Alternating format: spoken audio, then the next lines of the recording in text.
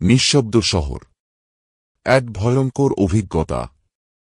পর্ব ১। আগন্তুকের আগমন। রাত গভীর।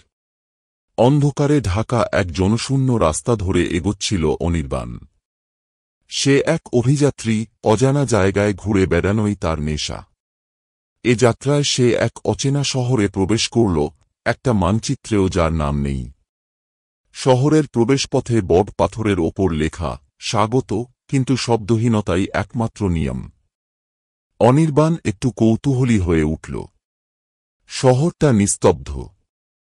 কোথাও গাড়ির আওয়াজ নেই, মানুষের কথাবার্তার শব্দ নেই, কুকুরের ঘেউ ঘেউ নেই, শুধু এক অস্বাভাবিক নীরবতা। সে ধীরে ধীরে এগিয়ে গেল। রাস্তায় কিছু লোকজন হাঁটছিল, কিন্তু কেউ কারো সঙ্গে কথা বলছিল না।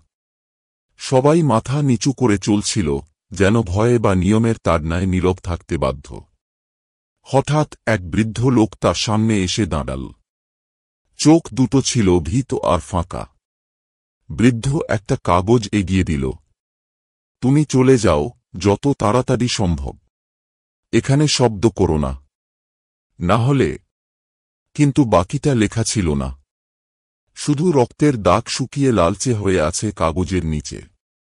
অনির্বাণের মনে শীতল একটা স্রোত বয়ে গেল।